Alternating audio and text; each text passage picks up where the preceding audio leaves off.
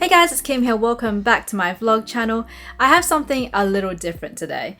So Sony has just released their Sony ZV-E1 camera, and in today's video I'm going to be talking about this camera, giving you guys a review, and also after there will be a full-length vlog when I did a trip with Sony a couple of weeks ago. So this video is sponsored by Sony, but I am able to give you guys my honest opinion on what I think about this camera. Just before I start, I thought I'd give you guys a quick background on what I use my cameras for, because obviously I am more of a vlogger. I'm not a professional videographer or photographer, but okay, I actually started off doing photography back maybe like 15 years ago, though it was more of a hobby. However, I did shoot a couple of weddings and I also did school proms for a while. I also worked in a professional photography studio. So I would say I have an intermediate level of knowledge when it comes to photography. For videos, I am purely a vlogger, I'd say. I don't film any professional content,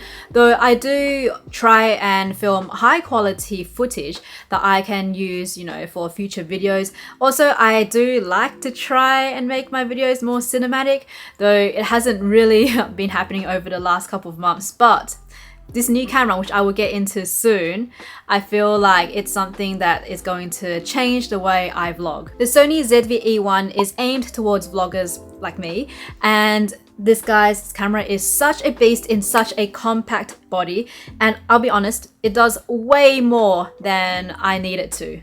I have this Sony ZV-E1 camera, which was released a few years ago, and I used it quite a bit for vlogging. It's compact, easy to just put in your pocket, and it's really good quality and perfect for vloggers. But for me personally, I wanted something more in a camera. I do like my vlogs to be high quality. So after I got the Sony A7C, I found myself using the ZV-1 less and less. So the Sony ZV-E1 is smaller than the A7C, and the insides are pretty much almost the same as the A7S Mark III, which is what I'm using to film this video right now. It's made out of recyclable material and it's very light. Now there is only one memory card slot, which might be an issue for those who shoot professionally for clients. There is an inbuilt microphone, but obviously using an external microphone will give you better audio. Of course, flip screen, a must-have for vloggers. There's a touchscreen, you can now just tap to change a setting, and there's a new menu,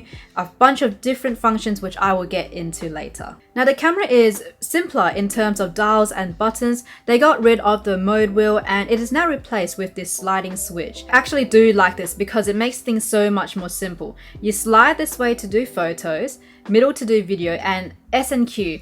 I love this so much. Just by switching it to S and Q, I can easily record either slow-mo or time-lapse, so easily. One function I was super excited about is the cinematic vlog. I mean, look, I don't film cinematic vlogs, but with this function, it has really inspired me and it's something that I want to explore. S-Cinetone is the standard coloring on the cinematic mode, but you can also apply these different tones to it, which is so beautiful. Now Sony ZV-E1 has added S-Cinetone to a picture profile. So if you go to picture profile 11, that's S-Cinetone. Unfortunately though, you cannot add the tones which they have in cinematic mode, which I really wish that you could do because I love the colors. Now I believe this is a function in the higher end Sony cameras, but you can now also upload your LUTs onto the camera. It just applies it straight onto your footage, so you don't even have to color grade afterwards, which saves so much time in editing. So in terms of normal video, this camera shoots up to 4K in 60p right now. There is going to be a future update where you can shoot in 4K 120p, and I believe that's coming out in June 2023. Now there were a few new functions that were released in the Sony ZV-1, which is also available in the Sony ZV-E1. One of them is skin smoothing. Now, I'll be honest, it's not something that I personally use myself because I find that it smooths too much and the quality of the video just kind of goes down. If I wanted to fix up my skin, I would do it in post-processing. So I always have that off. There is also a product showcase option, which is really useful if you are a beauty vlogger, for example, or if you're just showing things to the camera, because it just focuses really quickly. In the past, you probably have to show your item to the camera, put your hand there so it kind of focuses and it takes a little bit of time. but if you are using the product showcase option, it just focuses immediately. Now, speaking of focus, there are different focus modes which I find really handy. So I keep it on human most of the time because I'm filming myself, but if you just press it once, it goes to animal or bird, which is really handy because I do film Hina a lot. She does move around, so having something track her makes it so much more easier. Now, something new this camera has is auto framing for movies. So I tested this out and I am moving around, and you can see that the camera is moving along with me. But the camera is actually still. It's not moving, it's just mounted on the tripod, but it just looks like the camera is moving around with me, which is pretty cool if you are filming, you know, most of your footage alone. Next, I want to talk about stabilization. Guys, the Sony ZV-E1 stabilization is... I've never had a camera that is just so good before when it comes to this, because, okay, I was filming on the Sony A7C most of the time, and look, we all know the stabilization on that camera isn't very good. I do use my Sony A7S Mark III sometimes when I go out to film some bigger projects, but okay, look, I'm a small girl. The Sony A7S Mark III is a little big for me, so I pretty much only use it when I'm filming at home. But the stabilization, of course, is so much better on the A7S that, you know, sometimes I purely bring the camera out just because of the stabilization. But the Sony ZV-E1, oh my gosh, it's smaller first of all than the A7C, so that's perfect. And wow, the stabilization is so good. So I usually keep it on active stabilization. Now, because it is a full frame camera, I don't mind the crop so much. Now, Sony goes a step further and there is an option for dynamic stabilization, which is even better than active. However, once again, it does crop in even more. For me, because I don't want my footage to be cropped in as much, and because my camera is usually just stationary, I just keep it on active because, you know, I do walk around sometimes and film, but I'm not doing anything crazy, so I feel like active is just perfect for me. Low light. Guys, this camera does such an amazing job at nighttime. I have never had a camera that worked so well in low light before. So we went to Team Labs, which I'll show you guys in a vlog, and we went into one of the rooms where it was really dark and filmed there. I looked at the footage afterwards. It was beautiful, not even noisy at all. So there are a few issues with the Sony ZV-E1 that I am aware of. One of them is overheating. So when I shoot videos, I usually shoot in 4K 60p.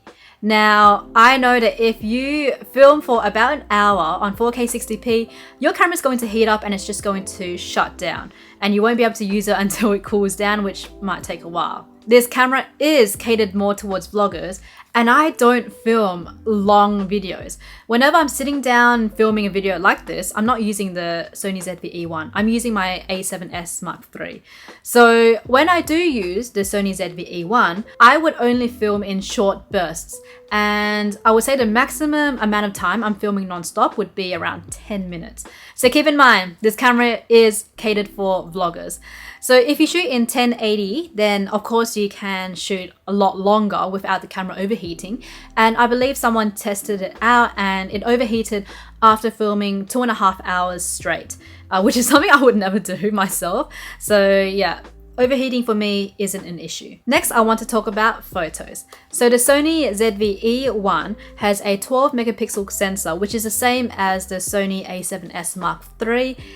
Now, this is something I personally don't really like because look, I have a photography background and, you know, I do prefer if this camera had 24 megapixels, and that's because I do like to crop my photos quite a bit, and with only 12 megapixels when you're cropping your photos down, it just doesn't look as nice. Which makes sense because look, this camera is more for video, not photos. So that brings me to say that if you are looking for a camera and you're more into photography, but also you want a camera that takes very decent videos, the A7 IV is probably a better choice. Now, in terms of price, the Sony ZV-E1 retails for $3,800 Australian.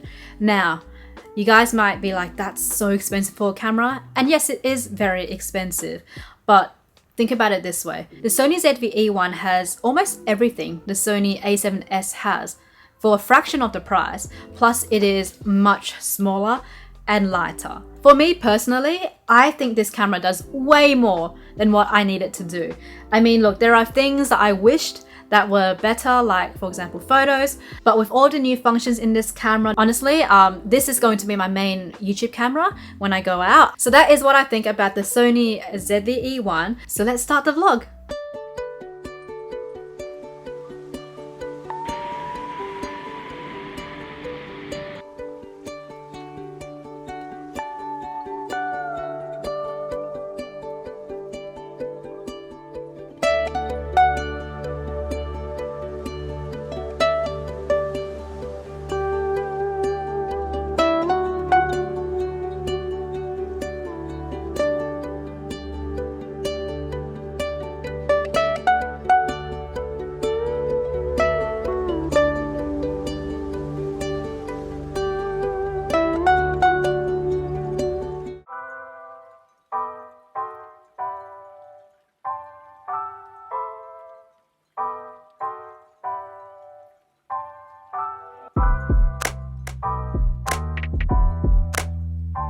We are now on Honcho Street, and this is known for the beautiful view of Mount Fuji from the streets. I've never been here before and I'm very keen to get some great photos.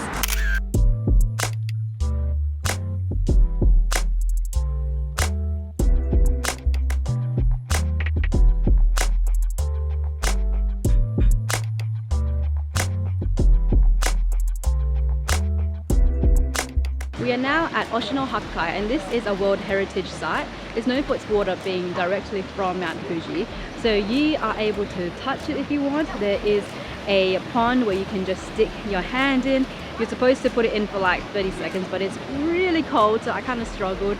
You can also walk around. There's lots of street food and souvenir stores.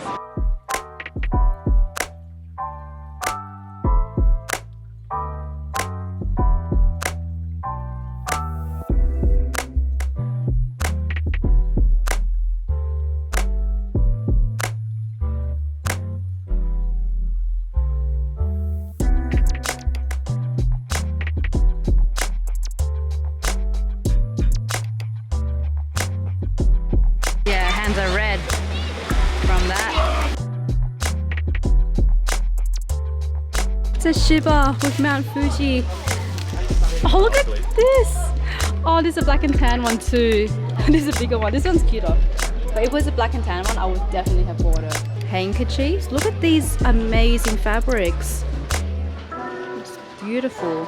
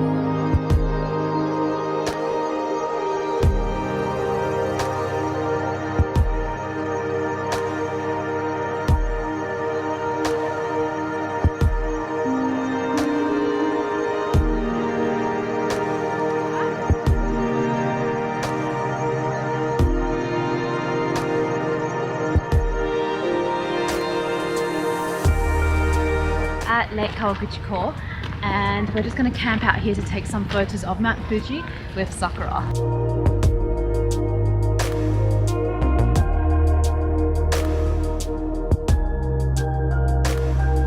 We have finished shooting for the day.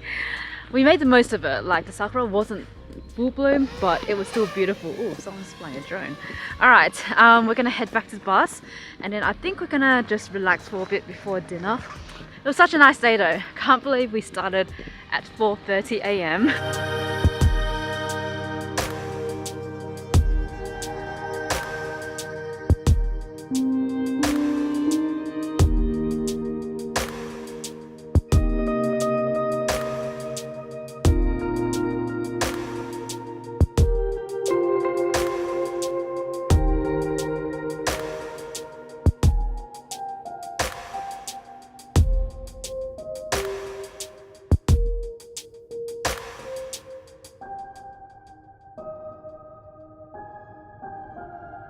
We have made it back to the hotel. I just spent, you know, a little bit in the onsen. It was very much needed after the whole entire day. We were just out since 4:30 a.m. I still can't believe that I'm still surviving. But it was so much fun hanging out with all the other creators. And okay, waking up was worth it because we got amazing shots this morning at Chirito Pagoda. Unfortunately, like I mentioned, we are still a little bit too early for sakura, but we did get some shots, so that's nice. But also we are going back to Tokyo tomorrow, and I know there's lots of sakura, so yeah, hopefully we get some good shots with this camera tomorrow as well. This is the very first day I have used the Sony ZV-E1. The stabilization is just so much better than the A7C. Now the A7C is a great camera. It's small, it's portable, takes great photos, great videos, but the Sony ZV-E1 is definitely catered more towards videos. From now on, this camera is just going to make vlogging so much more easier. So I did use the Sony ZV-E1 in the past to vlog, but since it's more of like a point and shoot camera, I found that it had a lot of limitations. But this one, I can control everything so easily. There's all these different modes now. I vlogged today using the cinematic mode. Let me know what you guys think about it, because tomorrow I'm going to vlog using the normal mode. I personally really liked how the cinematic mode looked, but of course it does cut, I guess, like the top bit and the bottom part of this video a little bit, which I'm not too sure if you guys would prefer that, because I remember doing this a couple of years ago and you guys did prefer the normal size. So let me know what you guys think, but tomorrow I will be switching back to normal mode. So yeah, I'm gonna go to bed now, guys. As you can see, I'm like exhausted, but I'll see you guys tomorrow. We're gonna go to Fuji-Q and also go back to Tokyo.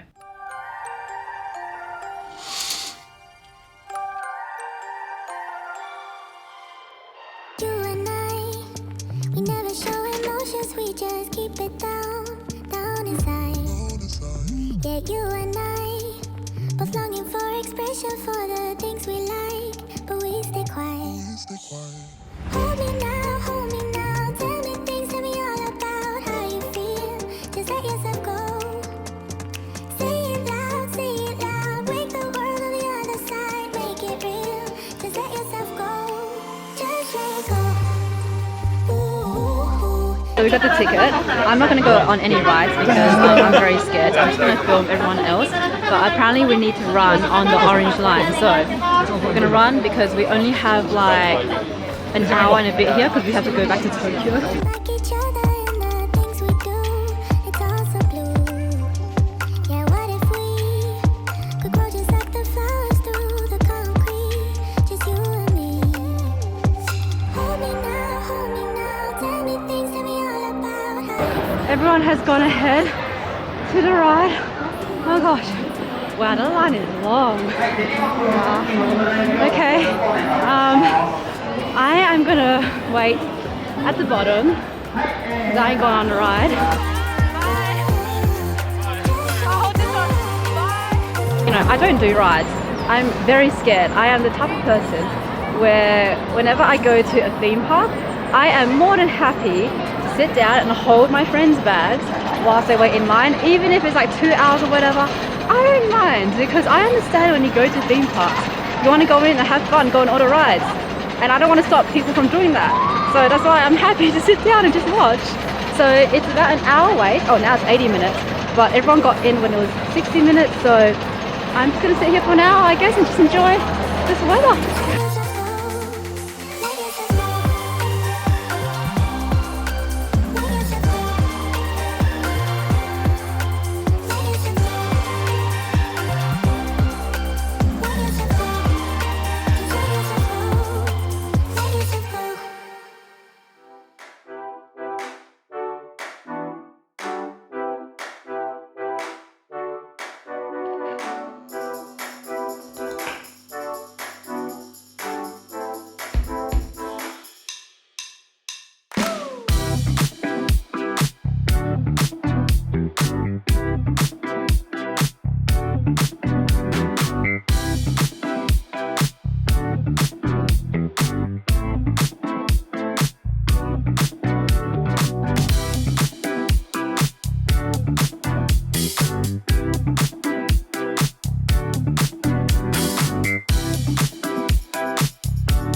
in line for Shibuya Sky. I've actually never seen it this busy before.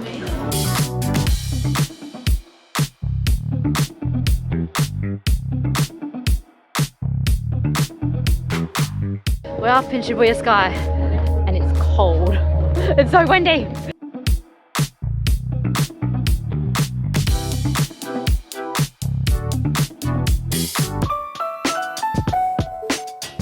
Oh, this will make me brush my teeth better if I get this. Make you brush them better. Oh, milk tea, Kit Kats. What? I want to try this. Oh, they also have Mount Fuji, the strawberry cheesecake.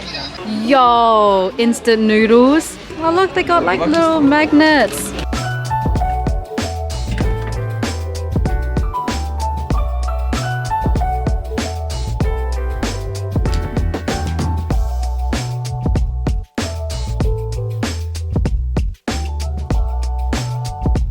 We are now in the Sony office in Tokyo and we get to walk around and also have a tour of the place, which is going to be so exciting. Also, we are able to talk to the staff here, the product specialists, to give our honest opinions on the camera. So yeah, I'm super excited to meet everyone. We just finished our meeting at Sony. I didn't film any of it, but I am starving and we aren't going to have dinner till much later today. So I just got a pizza from Tully's. Cheese pizza with honey. Amazing.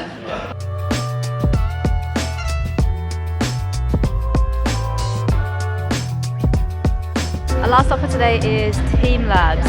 So I've been many times before and it's super crowded today, unfortunately, but we'll try our best to get some shots.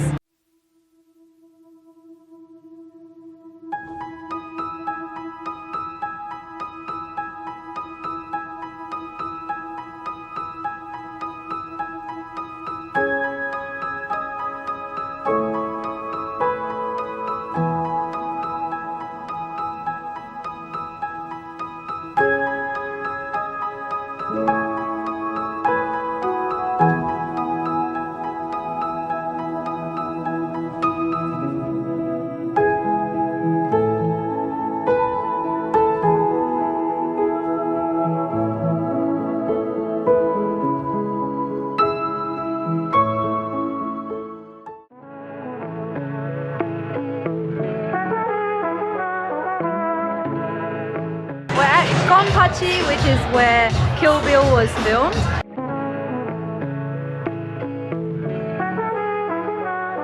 Say